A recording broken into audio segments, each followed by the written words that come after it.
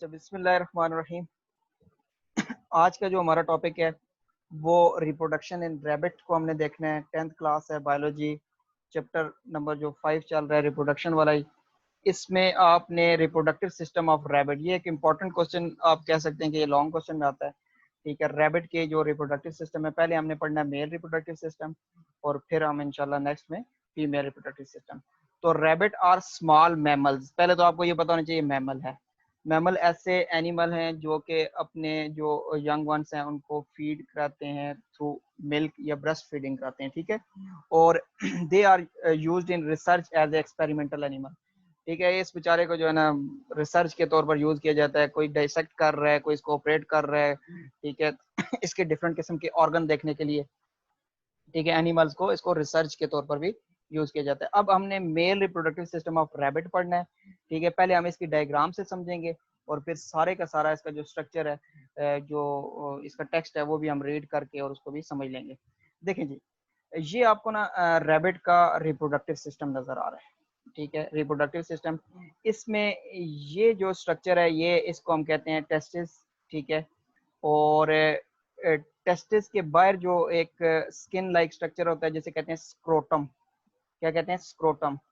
इसको मैं साथ साथ जो है ना आपको बताता जाता हूँ। ये है टेस्टिस, पेयर ऑफ टेस्टिस होते हैं रैबिट के अंदर। ठीक है, आउटसाइड द बॉडी, ये यानी उसकी जो body, lower body hang outside the body होते हैं और एक स्किन के अंदर होते हैं जिसे हम क्या कहते हैं? स्क्रोटम। ये टेस्टिस के बाहर एक कॉइल ट्यूब है जिसे एपिडिडमस कहते हैं। क्या कहते हैं? एपिडिडमस। उसके बाद ये जो है ना, ये एपिडिडमस यानी यहाँ पे स्पर्म बनते हैं। ठीक है, जो रैबिट है उसके जो स्पर्म बन रहे हैं वो कहाँ पे बन रहे हैं? कल हमने जो पिछली वीडियो में पढ़ा था लेक्चर के अंदर कि जो स्पर्मेटोजेनेसिस का प्रोसेस है वो कहाँ पे होता है? टेस्टिस के अंदर। तो ये टेस्टिस हो गया, और ये जो है ये मैंने बताया एपिडिडमस, और ये जो इससे डक्ट निकल रही है, ठीक है, इसे हम स्पर्म डक्ट कहते हैं या वैज डिफरेंस कहते हैं। स्पर्म डक्ट या वैज डिफरेंस। एपिडिडमस हो गया, स्क्रोटम हो गया, और टेस्टिस। ठीक है, अच्छा, ये जो स्पर्म डक्ट है, इसके बाद ये यहाँ पे इसका कनेक्शन आगे, ये जो है ना, ये ग्लैंड्स है, इसमें 3 ग्लैंड्स हैं। एक को कहते हैं प्रोस्टेट ग्लैंड, ये दूसरा ग्लैंड है जिसको सेमिनल वेसिकल, तीसरा ग्लैंड है जिसको कहते हैं कॉपर ग्लैंड, या कॉपर्स या बल्बो यूरिथ्रल ग्लैंड भी इसे कहते हैं। ठीक है, ये भी हम इनको डिटेल में पढ़ते हैं। पहले आपको टेस्टिस बता दिया, इसके बाद मैंने ये बताया एपिडेडमस, इसके बाद ये है स्पर्म डक्ट या वैज डिफरेंस। उसके बाद ये जो है ना, ये यूरिनरी ब्लैडर है। यूरिनरी ब्लैडर जैसे मसाना कहते हैं, इसके अंदर ये जो रैबिट है इसका यूरिन स्टोर होता है। और इसके आगे जो है ना, ये यूरिथ्रा है। इसको हम क्या कहते हैं? यूरिथ्रा कहते हैं। ये जो पूरे का पूरा ये यूरिथ्रा है। ठीक है, ये जो डक्ट आ रही है यूरिथ्रा, ये यूरिथ्रा आ गई। अब ये यूरिथ्रा के ऊपर यहाँ पे ये 3 ग्लैंड है, प्रोस्टेट ग्लैंड, सेमिनल वेसिकल और काउपर्स। स्पर्म यहाँ पे मैच्योर बनते हैं, उसके बाद ये एपिडेडमस में स्टोर होते हैं, और एपिडेडमस से जब स्पर्म पास आउट होते हैं ये वैज डिफरेंस या स्पर्म डक्ट के थ्रू। ठीक है, तो ये जब मूव करते हैं तो ये जो ग्लैंड्स हैं ये इनके अंदर स्क्रीशंस ऐड करते हैं। ग्लैंड्स क्या ऐड करते हैं? फ्लूइड्स ऐड करते हैं, स्क्रीशंस ऐड करते हैं, जिसकी वजह से स्पर्म प्लस फ्लूइड, उसे हम क्या कहते हैं? सीमन कहते हैं।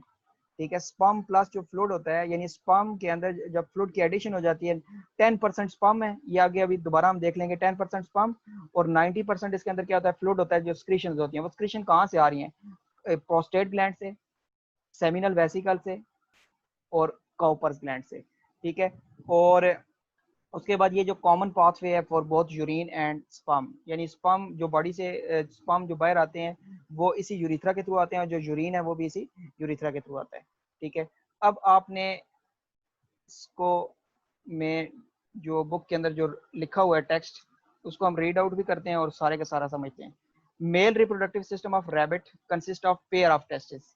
मैंने आपको बताया जिस तरह जो पेयर ऑफ टेस्टिस हैं, ठीक है, और एसोसिएटेड डक्ट्स हैं, यानी vas deferens, sperm duct, urethra, ये डक्ट हैं that transport the sperm to external genitalia and glands. इसमें एक तो आपको मैंने जो बात समझा दी कि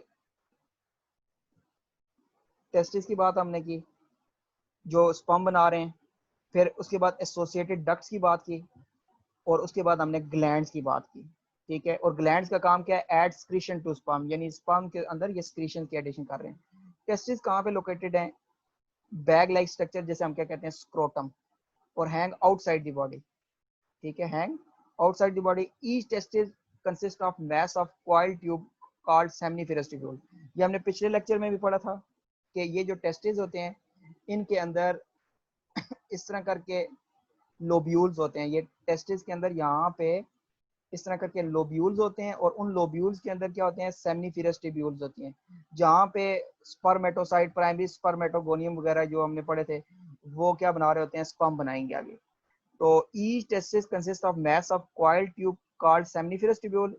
इन these tubule the sperm are form, यानी इन ये जो यहाँ पे सेमनीफेरस ट्यूब्यूल्स होती हैं, ये लोब्यूल्स के अंदर टेस्टिस का जब क्रॉस सेक्शन लिया जाए, काटा जाए, उसको कट किया जाए, और कट करने के बाद जब हम देखते हैं तो उसके अंदर जो सेमनीफेरस ट्यूब्यूल्स हैं उसके अंदर स्पर्म बन रहे होते हैं।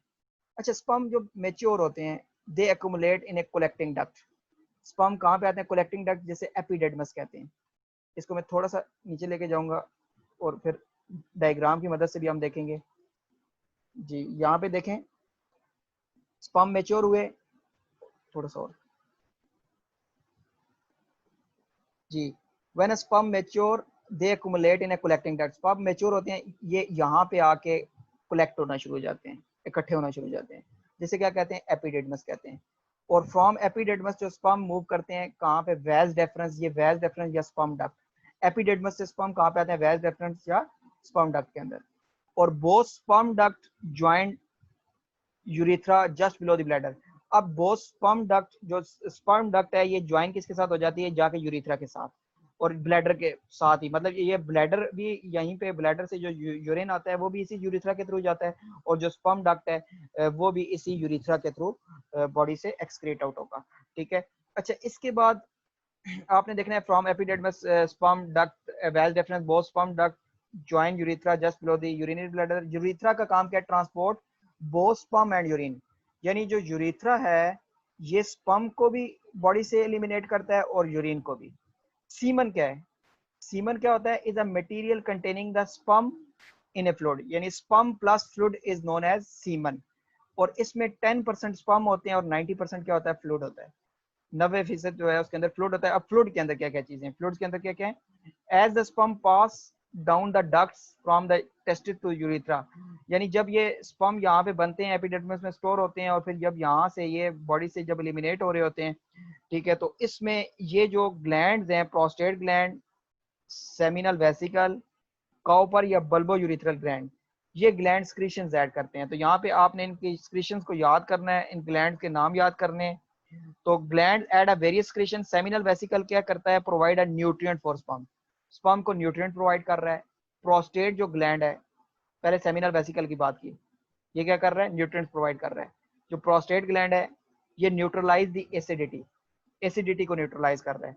और जो काउपर्स ग्लैंड है ये secretion that lubricate the duct, यानी ये बिफोर जो एलिमिनेशन ऑफ स्पर्म ये इस डक्ट को क्या कर रहा है, लुब्रिकेट कर रहा है, ठीक है। और अगर उसके अंदर कोई यूरिन का रेजिड्यू है उसको क्या कर देगा, एलिमिनेट कर देगा। यानी बिफोर जो एलिमिनेशन, जब ये स्पर्म बाहर आ रहे होते हैं इससे, तो ये जो कॉपर ग्लैंड है ये इसमें मौजूद जो भी इस डक्ट के अंदर पहले यूरिन के रेजिड्यूल होते हैं या जो ड्रॉप्स हैं उनको बॉडी से खत्म करता है पहले, और वो स्क्रीशन और उस डक्ट को क्या करता है, लुब्रिकेट करता है, ठीक है। ये हमारे पास टॉपिक कौन सा हो गया, छोटा सा। एक और चीज देखते हैं, rabbit reingest their own pellet like faeces to digest their food further and extract sufficient nutrient.